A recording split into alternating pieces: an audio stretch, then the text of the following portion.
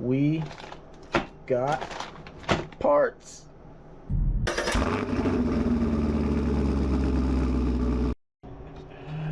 Hello everyone, welcome back to the channel. That's right, the Jato is back. I've already done some improvements here. I got the metal hexes here because the plastic ones were just stripping out. If you notice, these wheels maybe look a little different. These are the factory Traxxas wheels. You can see they are so soft. They are ballooning, something awful. So I'm putting the wheels and tires off the Synchro 4. This is a very hard rubber. I believe this will give me less ballooning and should be easier to control. I've also gone ahead and put in the metal drive shaft, which seems to have a lot of play in it for some reason. Maybe I'm missing something here, but we got the metal drive shaft in there. I'll look at that. But I got a new spur gear because it did, in fact, right here you can see we flattened that one out. You can kind of see my mesh right there. It should be within acceptable. I mean, it's not like a tremendous amount of play there, but I guess with the plastic it needs to be tighter, or it just couldn't handle it. So I got the metal spur gear going in. This is an important upgrade on any of these platforms with the slipper clutch. This bearing goes here inside the slipper clutch through here. It's on the back side of the spring, but that piece there is metal, and then that's a bearing. So from the factory, that's plastic. Those tend to melt fairly easily. And then I have a little color, man. I'm putting a blue wing. This is in fact the sledge wing. If you look it up, 9517X. It even says right there, Traxxas Sledge. If you notice, it is 100% the wing off the sledge. Really weird that they did that, but my friend Tyson at Garage Life RC is making a new wing and mount, so I will get one, but for the time being I'm going to add this.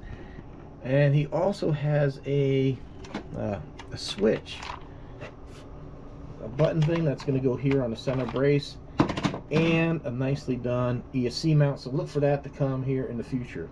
But right now I'm going to go ahead and get these parts in here, and we're going to take it back out and see if reducing the pinion size is going to get us more speed.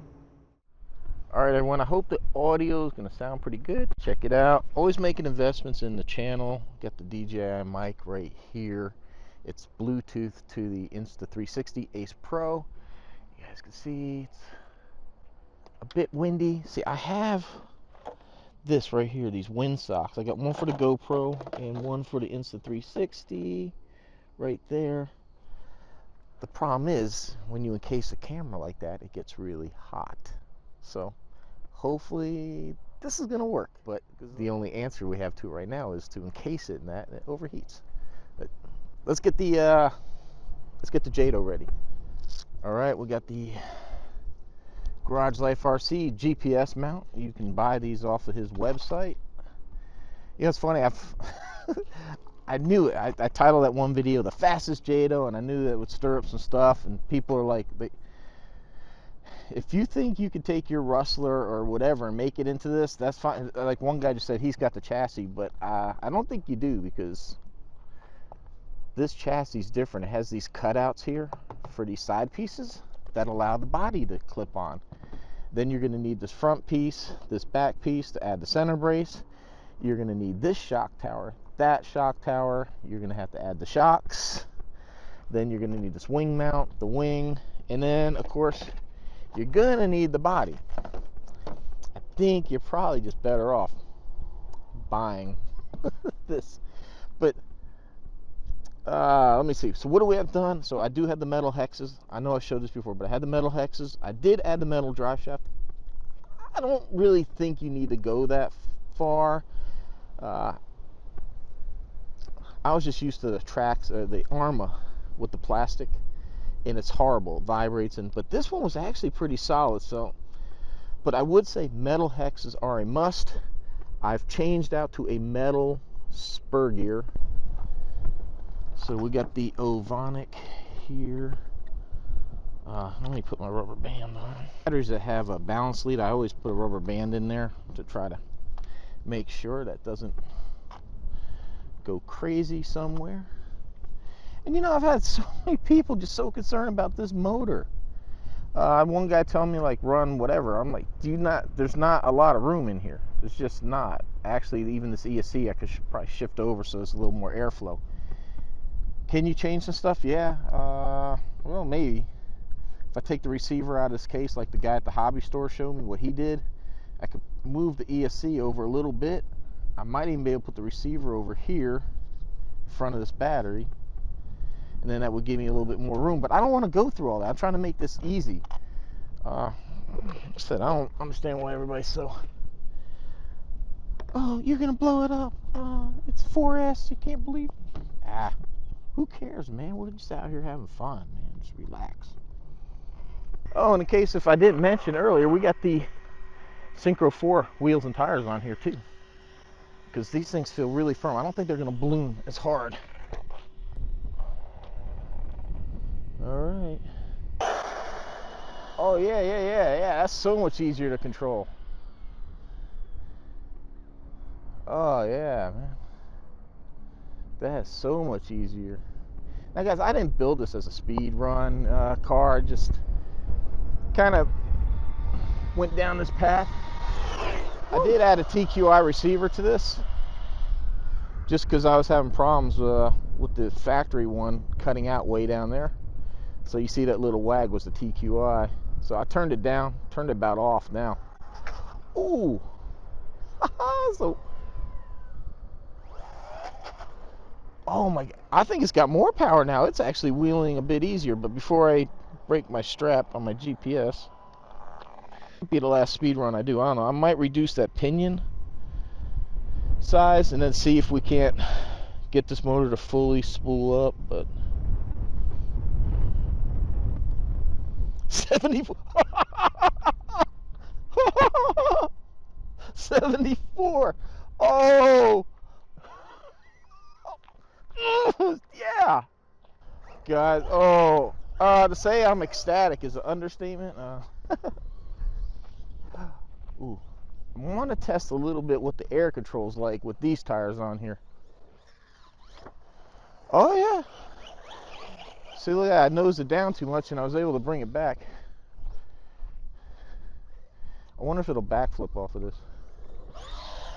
Oh my God. Oh, one other thing, I would recommend, if you're gonna put down this much power, get the center diff. I'm probably gonna end up having to do that because I am melting the slipper clutch.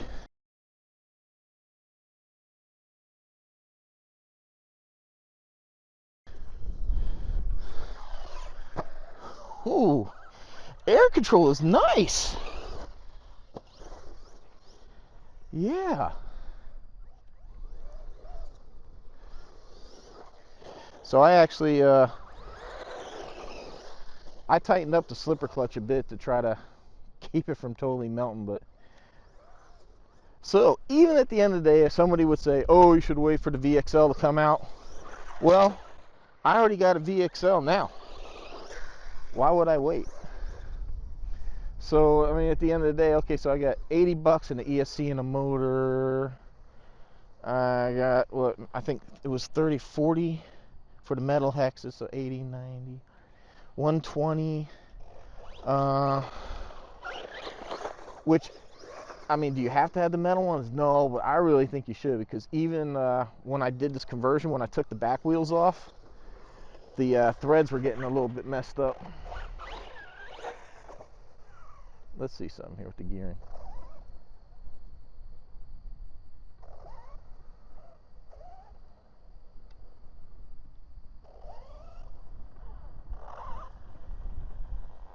There's a little, I think maybe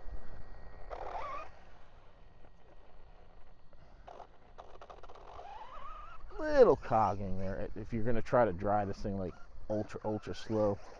So like I said, I could I'm probably gonna reduce that pinion anyhow, just take some of the load off, because I really don't need a, but I wonder if it's not gonna actually make it faster, because it would be easier to spin. You really don't need a 70-mile-an-hour off-road. Wow.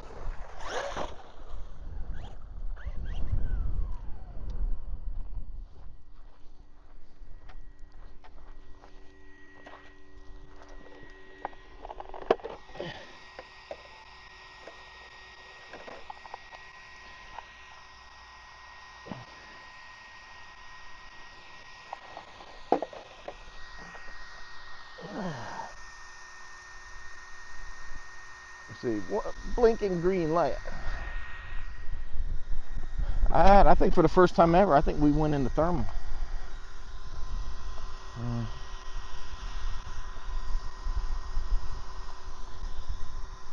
Now we're still at 160. That's not horrible at all. 150 on the ESC. 150. 162. I mean, that's not.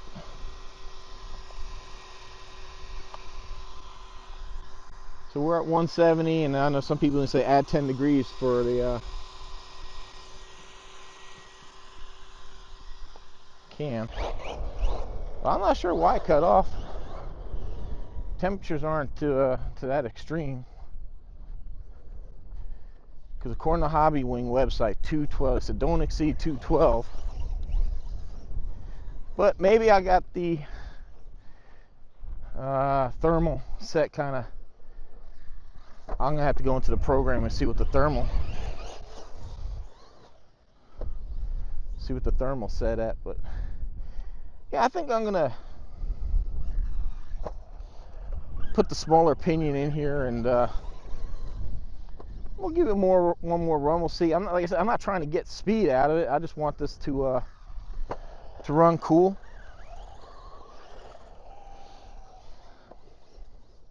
I might have to vent that body a little bit, get a little airflow in there.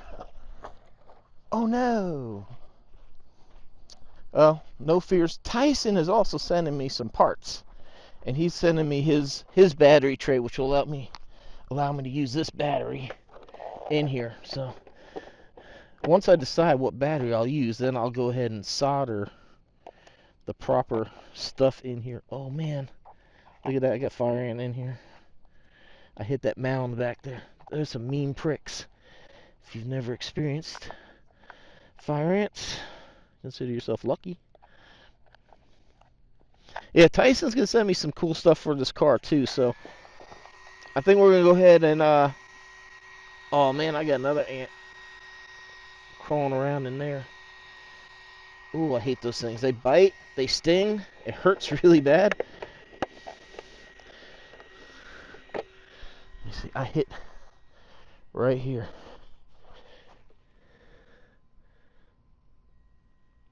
I'm sure you guys can see all the ants. That's how fast they swarm. Look, they're already in the car.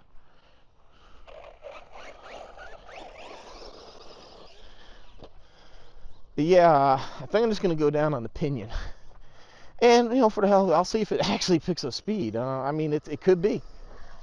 I said, that's the thing with the with this motor. With it being high kV, it could be, you know, if you're straining it, it doesn't have the torque of a lower kV. And guys, I understand that. I don't understand why everybody's freaking out. Like I said, I just wanted to get this thing done. If you already look at what Traxxas put out, their factory 4S system is going to be like 2,000 kV or no, it's under 3,000. It's like 2,300 something. And they're running a smaller spur and a bigger pinion, so you know, kind of gear it up a little bit. So I'm going to run a smaller pinion and a smaller spur. That could help. Wow, I tell you what, man, it really is a fantastic platform. Not on 2S though. 2S does not unleash what this freaking buggy can do, man. It blows my mind that they even thought there was an option. Or I guess I don't really have a problem with that being an option. I think with like a lot of people, it's the price. $350 for 2S. Yeah, I think I'm gonna have to check the settings I got for thermal. I might have it a bit conservative because I believe that's really what's happening here. And I didn't have that problem before, so I really would think with the smaller spur, it would be easier to, but maybe not. I'm trying to think like on a bicycle. Well, if I'm on the big sprocket, and a big sprocket, it's easy to pedal. It's when I go down to the small sprocket. But see, it's kind of backwards on a here because you've got the small gears. Bicycles, you got the small gears in the, well, except for like my mountain bike, I got a smaller sprocket in the front. And if I run a really large one in the rear, it's so easy to pedal. And I go to the smaller one, that's where I get the speed. So maybe shrinking that. I might even have to go even larger on the pinion then to make that easier to spin. I don't know. Well, I'll look into it. I'm also try to vent. I might drill a hole or something there so allow these fans to do their job. But man, guys, the Jato. Let me know what you think. And I don't want to hear about the motors. Guys, we know this stuff, man. It's what I could get my hands on relatively quick to go ahead and get this done. And I'm not going to melt the motor down. It's just not going to happen. Despite all the armchair engineers. All right, everyone. Hey, I do appreciate the support. Thanks for watching. We'll catch you on the next one.